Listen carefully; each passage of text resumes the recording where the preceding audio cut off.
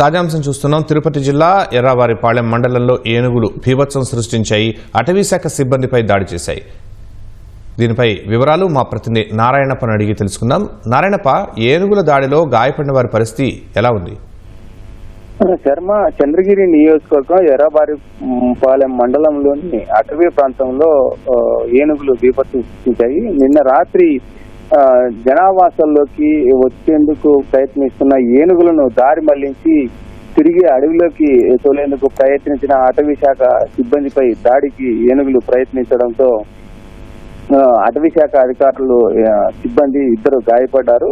Section officer Muniswamy, అదేవిధంగా guard Lakshmi Prasad కు గాయాలయ్యాయి. ఈ ఎర్రావారిపాలెం మండలంలోని అటవీ ప్రాంతంలో గడిచిన కొన్ని రోజులుగా దారి తప్పిన ఏనుగులు తిరుగుతున్నాయి.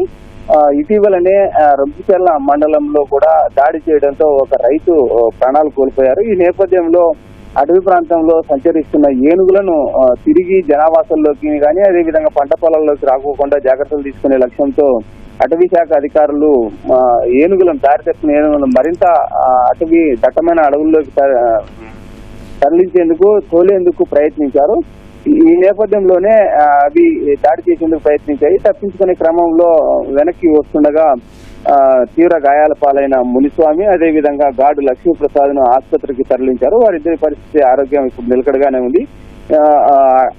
ఎర్రావారిపాలెం మండలంలోని ఈ అటవీ ప్రాంతంలో, శేషాచలం అటవీ ప్రాంతంలో ఏనుగులు సంచరిస్తున్న నేపథ్యంలో శేషాచలం అటవీ ప్రాంతానికి సమీపంలో ఉన్న ఉత్తికాయలపేంట, కోటకాడపల్లి, యలమంద గ్రామాల ప్రాంతాల రైతులను, ప్రజలను అటవీ శాఖ అధికారులు అప్రమత్తం చేశారు.